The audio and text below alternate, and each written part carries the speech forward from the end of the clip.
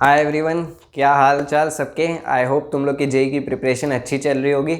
और एक उसी जेई से रिलेटेड ही एक टॉपिक पे मैं आज फिर से वीडियो लेके आया हूँ। मैंने इस टॉपिक पे एक सीरीज़ ऑफ वीडियो स्टार्ट की है। पहले मैंने मैथ्स की वीडियो डाल दी ऑलरेडी, और आज बात करेंगे कि कैसे जेई मेंस में 60+ स्कोर किए जाएँ फिज़िक्स में। देखो, इस साल जो फिज़िक्स आया है जेई मीन्स 2021 की अगर मैं बात करूं तो वो कंपैरेटिवली इजी आया था 2020 से। कुछ क्वेश्चंस, एक दो ही क्वेश्चन थे जो थोड़े ट्रिकी थे, थोड़ा लेंदी ज़रूर था, बट इजी आया था अगर 2020 या 2019 से कंपेयर करें तो 2022 में भी लगभग ऐसा ही लेवल रहने वाला है, क्योंकि पढ़ाई ऑनलाइन ही हुई है। बहुत ज़्यादा चेंजेस नहीं आने वाले हैं इस लेवल में। तो 2021 के पैटर्न को एनालाइज करके ही मैंने तुमको यहाँ इजी, मीडियम और डिफ़िकल्ट चैप्टर्स बताए हैं। ये इस ऑर्डर में अगर प्रिपेयर करोगे तो तुम्हें ज़्यादा फ़ायदा मिलेगा। पहले इजी चैप्टर सारे रेडी करना, फिर मीडियम, फिर डिफ़िकल्ट। ठीक है, तो स्टार्ट करते हैं वीडियो।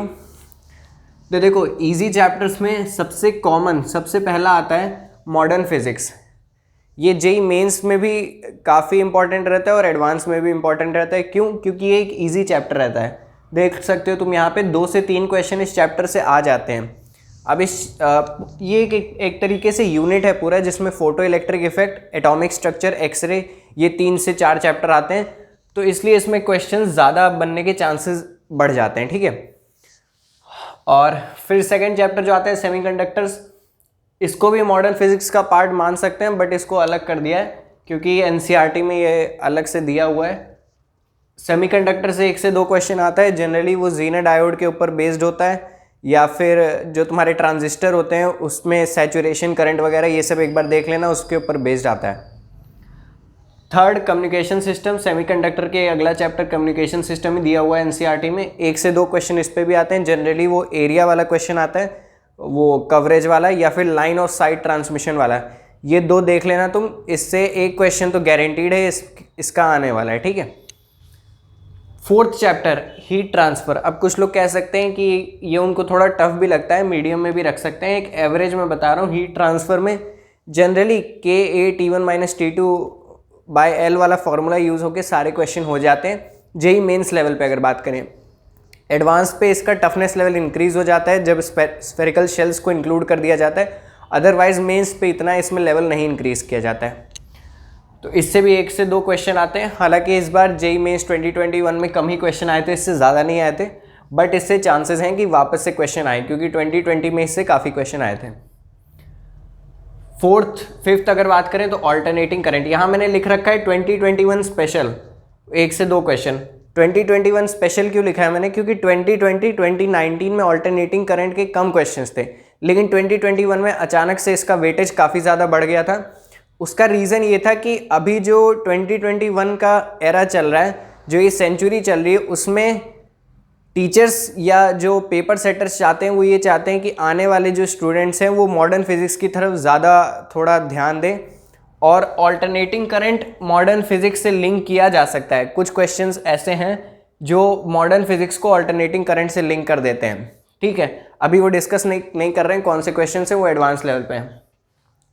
तो ये प्रिपेयर कर लेना। 2021 में स्पेशल था ये, और 2022 में भी इससे ज़्यादा क्वेश्चंस आने की चांसेस हैं। कम नहीं होने वाले हैं इसके क्वेश्चंस उतने ही रहेंगे। 1 से 2 क्वेश्चन हर पेपर में आते हैं इसके। सेकंड आ जाते हैं मीडियम चैप्टर्स के ऊपर। पहले इजी चैप्टर कवर करने हैं, फिर हमें मीडियम चैप्टर्स पे आना है, डिफिकल्ट चैप्टर्स एंड में।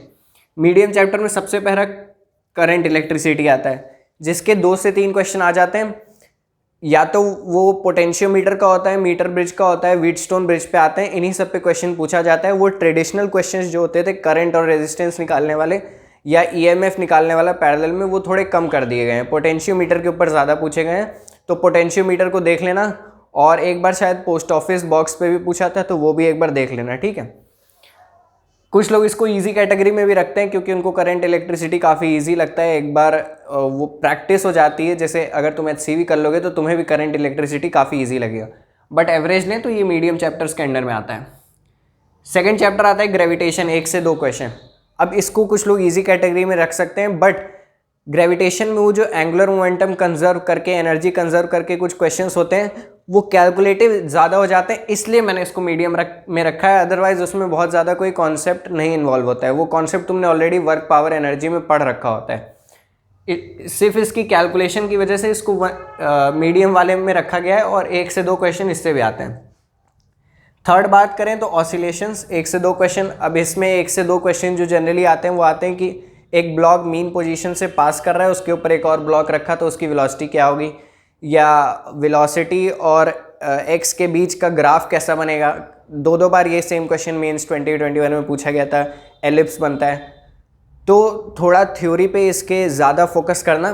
क्वेश्चंस जो आते हैं वो इसके रिलेटिवली आसान आते हैं, टाइम पीरियड निकालने वाले वो आसान क्वेश्चंस होते हैं। HCV से कर लेना, HCV में हर वैरायटी के क्वेश्चंस दिए हुए हैं इसके टाइम पीरियड निकालने के। और इसका टनल वाला कॉन्सेप्ट भी देख लेना। HCV में 3 से 4 क्वेश्चन लगातार टनल के दिए हैं, अर्थ के अंदर टनल बनाने वाला।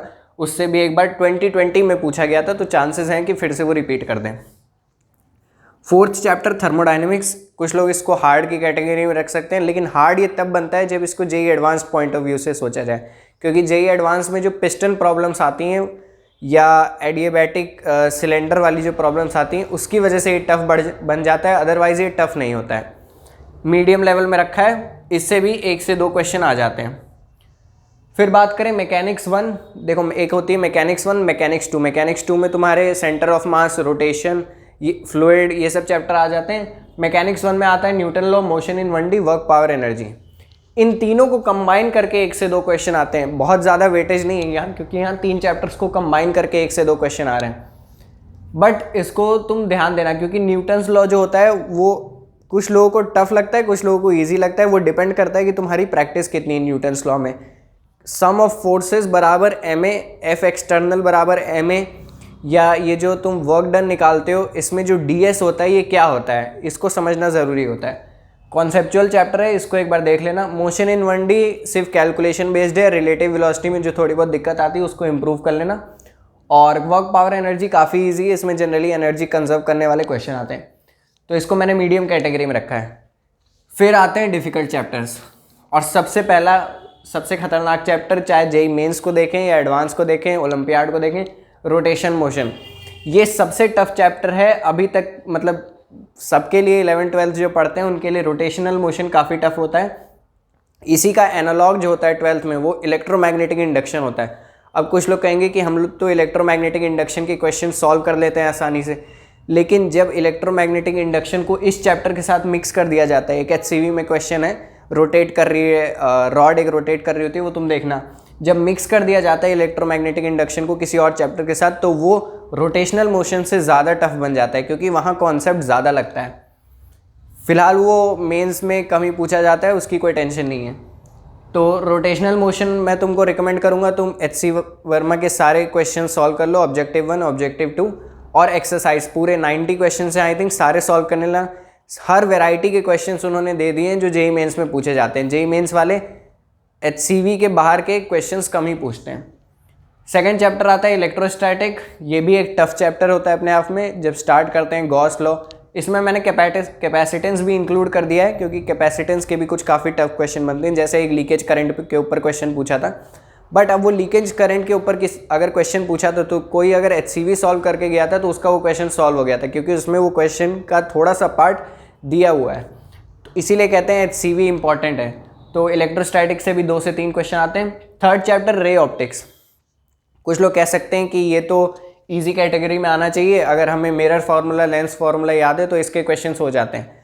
बट इसके कुछ ऐसे भी क्वेश्चंस आते हैं जो अगर तुम्हें ये स्ट्राइक कर गया कि कौन सा फार्मूला किस जगह पे लगाना है तब तो सॉल्व हो जाएगा, लेकिन नहीं स्ट्राइक किया तो फिर ये डेफिनेट इंटीग्रेशन की तरह हो जाता है कि अगर तुम्हें मालूम नहीं है इसका इंटीग्रल कैसे कैलकुलेट होगा तो तुम जितना भी टाइम दे लो इसका क्वेश्चन नहीं होने वाला तुमसे। 1 से 2 क्वेश्चन आते हैं, कभी कभी इससे क्वेश्चन नहीं भी आते हैं, बट कंसिडरिंग इन पॉइंट 2021 तो 1 से 2 क्वेश्चन इससे आते हैं। ठीक है, तो ये तो हो गए इजी, मीडियम और डिफिकल्ट चैप्टर्स। लेकिन कुछ ऐसे चैप्टर्स हैं जिनका 2021 में वेटेज कम था, 2019 2020 में थोड़ा ज़्यादा था। तो वो ऐसे कौन से चैप्टर्स हैं जिनको हम एक्सपेक्ट कर सकते हैं कि 2022 में इसका वेटेज थोड़ा इंक्रीज़ हो जाए और बाकी ये जो चैप्टर्स हैं इनका वेटेज थोड़ा डिक्रीज़ हो जाए। तो chapters expected to have more weightage this time. पहला KTG, देखो KTG और थर्मोडायनेमिक्स एक दूसरे से लिंक्ड रहते हैं, तो चांसेस हैं कि थर्मोडायनेमिक्स का वेटेज कम करके KTG का ज़्यादा कर दिया जाए। KTG में काफ़ी कॉमन क्वेश्चंस होते हैं, तुम्हारे वेलोसिटी के ऊपर वेलोसिटी का रेशियो पूछ लेंगे, इजी क्वेश्चंस होते हैं। और सेकंड चैप्टर आता है मैग्नेटिज्म। देखो इलेक्ट्रोस्टैटिक्स रिड्यूस करके हो सकता है वो मैग्नेटिज्म इंक्लूड कर दें, क्योंकि दोनों रिलेटेबल चैप्टर्स हैं, दोनों काफ़ी इंपॉर्टेंट पोर्शन है क्लास 12 का। इसमें मैंने इलेक्ट्रोमैग्नेटिक इंडक्शन नहीं इंक्लूड किया है, क्योंकि मैंने ऑलरेडी बता दिया उसका मेंस में वेटेज कम रहता है, एडवांस में उसको अच्छे लेवल पे पूछा जाता है। थर्ड है तुम्हारा वेव्स से इस बार डॉपलर इफेक्ट और बीट्स के क्वेश्चन कम देखने को मिले, but there are high chances कि इस बार वो क्वेश्चन पूछें। और डॉपलर इफेक्ट बीट्स के अलावा कंस्ट्रक्टिव इंटरफेरेंस, डिस्ट्रक्टिव इंटरफेरेंस पढ़ लेना, क्योंकि वो उन्होंने 2020 और 2021 में इसको पूछा नहीं है, तो उनको मालूम है कि स्टूडेंट्स इसको नेग्लेक्ट करके जा रहे हैं, बट तुम उसको एक बार ध्यान दे देना, हो सकता है वो 2022 में पूछ लिया जाए। तो ये हो गए तुम्हारे, ये पूरा टॉपिक कवर हो गया कि कैसे 60+ स्कोर करें जेईई मेंस में। अगर तुम मिनिमम लेके चलो, देखो हर ब्रैकेट में मिनिमम नंबर ऑफ क्वेश्चंस लेके चलो तो भी तुम्हारे आराम से 60 बन जाएंगे। देखो 2 क्वेश्चंस इसमें तो 8 मार्क्स, 8 + 4 12, 12 + 4 16, 20 24 32 एंड 36 40 44 48 56 मान लेते हैं। अच्छा चलो इसका एक ही क्वेश्चन तुमको आता है, रोटेशनल मोशन टफ है। 52 इलेक्ट्रोस्टैटिक्स का भी एक ही आता है 56, और रे ऑप्टिक्स का 1-2 क्वेश्चन आए, एक 60, तो 60 मार्क्स तो यही हो गए। फिर इससे आ जाएंगे तो 60-70 की रेंज में तुम्हारे आराम से नंबर आ जाएंगे। ईजी और मीडियम कर लो, डिफ़िकल्ट में बेसिक्स कर लो इन सब के, ताकि एक आध अगर 2 क्वेश्चन आए तो अगर 2 क्वेश्चन आता है रोटेशन से तो एक जनरली ईजी रहता है, तो वो एक तुम्हारा सॉल्व हो जाए और तुम्हारे 60 मार्क्स पक्के हो जाएं। So that's it. I hope you liked the video. Do tell in the comment section which short notes you want for which chapter, and next video will be on chemistry. Thank you.